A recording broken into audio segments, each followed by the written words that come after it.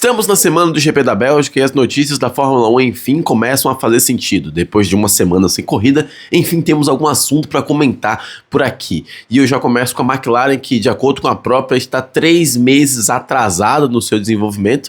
Só não está mais que a Aston Martin, que enfim resolveu levar algumas atualizações para as próximas corridas. E falando de atualizações, temos que falar também um pouquinho do mercado de pilotos, porque do nada o Oliver Behrman começou a ser cogitado pela Red Bull, de acordo com David Croft. Red Bull essa que anda tendo probleminhas com a sua asa traseira, mas a FIA, por enquanto, já liberou para o GP da Bélgica. Olha só como essa introdução foi bem linkada, né? Um item no outro. Bem-vindos a mais um vídeo, eu sou o Fernando, falo de Fórmula 1 todo dia aqui. Não esqueça de se inscrever para ver mais vídeos meus e já clica no like porque ajuda muito na divulgação do vídeo. E como vocês sabem muito bem, a fase da McLaren não anda muito boa nessa temporada, certo? É uma equipe que não está fazendo lá muito feio, é a atual campeã, mas não está conseguindo defender o título nesse ano. Oscar Piastri e Lando Norris têm sofrido principalmente com a confiabilidade dos carros, já que volta e meia eles nem largavam, tinha problemas de bateria. Lando, por exemplo, está correndo o risco de tomar uma punição em caso de troca desse componente.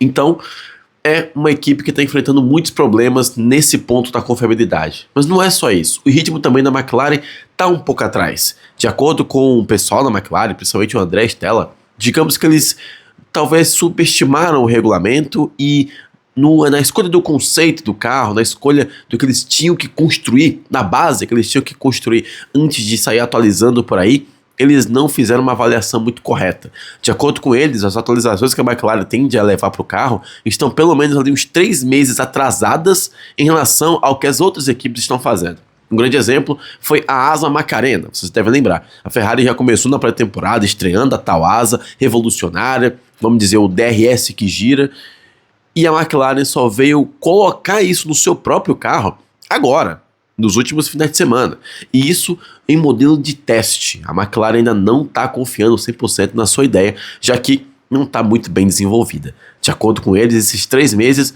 estão ali tentando ajudar a explicar o porquê que a McLaren ainda tão atrás em relação à Mercedes e também tão atrás em relação às outras. Mas tem um ponto positivo para agora. A McLaren deve receber as atualizações do seu motor Mercedes, depois que a Mercedes recebeu, a McLaren agora vai receber também, e isso talvez não seja um incremento de potência, não seja um incremento de velocidade imposta pela unidade de potência, mas sim em confiabilidade, já que a Mercedes também tem sofrido com problemas de confiabilidade. Ela andou abandonando com o Kimi Antonelli e o George Russell. A Mercedes não está sozinha nesse meio de fornecedores de motores da própria. Então ela fez as atualizações para o seu carro, ao que parece deu certo, e agora vai repassar às suas equipes clientes, sendo a McLaren uma delas. Sobre essa equipe em si, nessa temporada, a gente não tem muito falado da McLaren, né? A gente só tem falado quando dá algum problema. E isso deve ser o resumo, né, da temporada que ela vem tendo, e não vou dizer que é uma decepção, porque depois da temporada passada eu acho que todo mundo imaginava que poderia haver um downgrade dessa equipe, mas com o pessoal que ela tem tudo para voltar, principalmente agora nesse segundo semestre, na segunda metade da temporada, para brigar lá em cima, não pelo título, porque agora não dá mais, mas sim pelo retorno ao topo e, claro, na próxima temporada as coisas se tornarem mais positivas para o lado laranja da Fórmula 1. Uma equipe que eu quero que volte à felicidade, que volte ao bom ritmo, que volte a pelo menos a pontuar regularmente, é a Aston Martin. É uma temporada terrível da Aston, deve ser uma das temporadas mais terríveis que eu já vi uma equipe endinheirada fazer em toda a história da Fórmula 1. É uma equipe que tinha muito hype, muita expectativa, tinha o Adrian Newey, tinha o Alonso, tinha o Stroll, que estava bancando a equipe, tinha tudo, tinha Honda, fazendo motor só para ela, tinha tudo para dar certo, e incrivelmente tudo deu errado. A equipe não consegue pontuar, fez apenas um pontinho com o Fernando Alonso no GP de Mônaco, então é o conceito de carro que começou errado e tá continuando errado. É um carro que tá virando 1 segundo mais lento que a Cadillac, que chegou ontem na Fórmula 1 e já tá se atualizando para ser uma das equipes mais rápidas no futuro. A gente não tem falado disso aqui, inclusive. Mas, bom, eles enfim acordaram. E conforme no início da temporada eles diziam que a Aston Martin ia precisar ter um carro novo, porque tudo tinha começado errado, parece que o carro novo já tá chegando, tá? Agora no GP da Hungria, eles devem... Agora no GP da Hungria não, na verdade agora no GP da Holanda, né? Logo depois da pausa do verão, a Aston Martin deve levar um conjunto de super atualizações para esse carro, que praticamente vai ser um carro novo. Dificilmente eu acho que eles vão mexer um pouquinho na asa, um pouquinho no sidepod, eu acho muito difícil. Eles devem levar um carro novo lá para Zandvoort. E agora para o GP da Hungria, depois do GP da Bélgica, eles também vão levar um motor atualizado. Vale lembrar que a Aston Martin também tem direito ao Aduo, né, já que tem o pior motor do grid.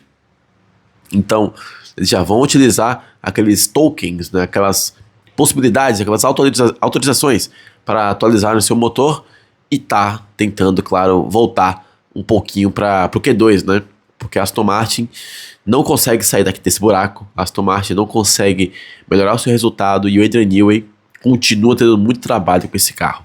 Eu, como torcedor, você já sabe muito bem qual é a minha opinião, né? Eu quero muito que isso dê certo, porque o Fernando Alonso, ele já tá para sair da Fórmula 1 daqui a pouco, não sei quanto tempo ele vai ficar, então eu ainda espero vê-lo ganhando uma corrida.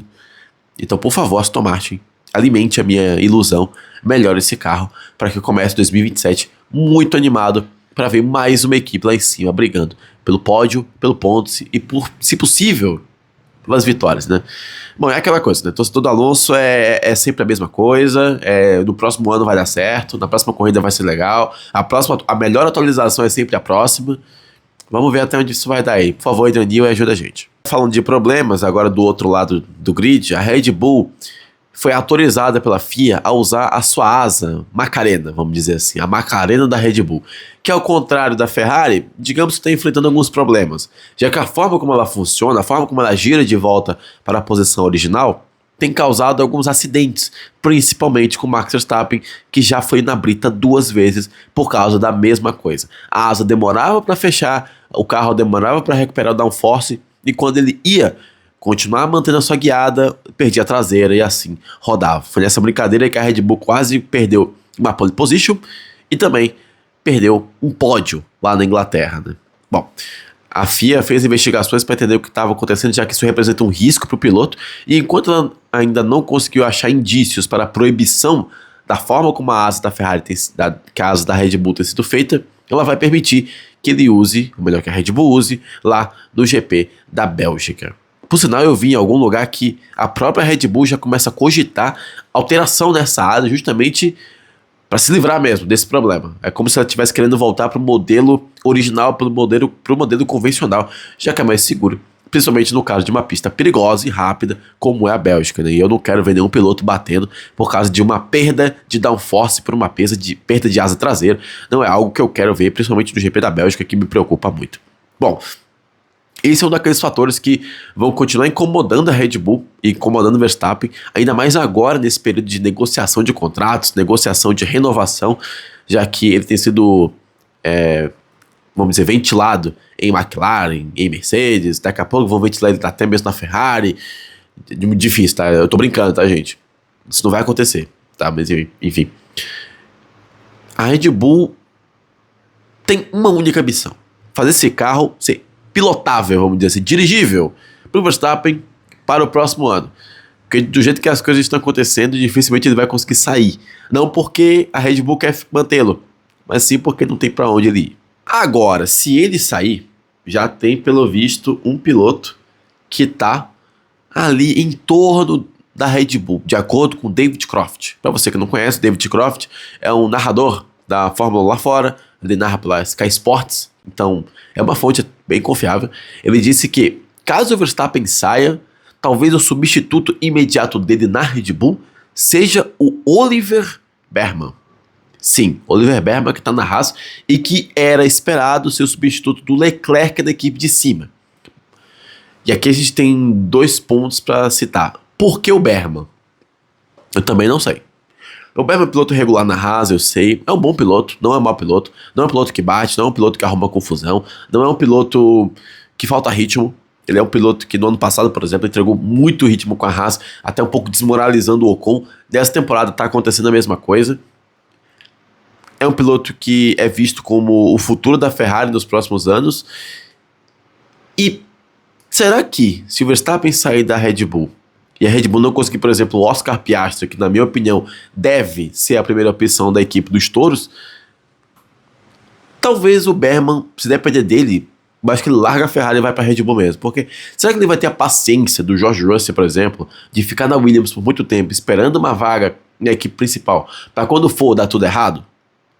Talvez esses pilotos não sejam mais tão apegados assim às suas academias, né, às suas famílias, às suas casas, né, de ficarem nas suas equipes. Agora, esse rumor de verdade surgiu do absoluto nada, é uma fonte confiável, eu sei, mas eu não acredito muito que vai ser o plano principal da Red Bull, não. Eu acho que vai ser o Oscar Piastri mesmo, se é que eles vão contratar alguém. O Radial não tá fazendo feio nessa temporada, o Lindblad não tá indo mal na Racing Bulls, e também tem o Lawson ali. Ah, mas vamos subir o Lawson. Gente, eu não duvido também. E como eles estão para trazer o Tsolov da Fórmula 2, que está fazendo uma boa temporada por lá e é da academia da Red Bull, talvez a melhor solução para isso seja a solução feita em casa, tá? Bem como a Red Bull tem sempre feito nos últimos anos.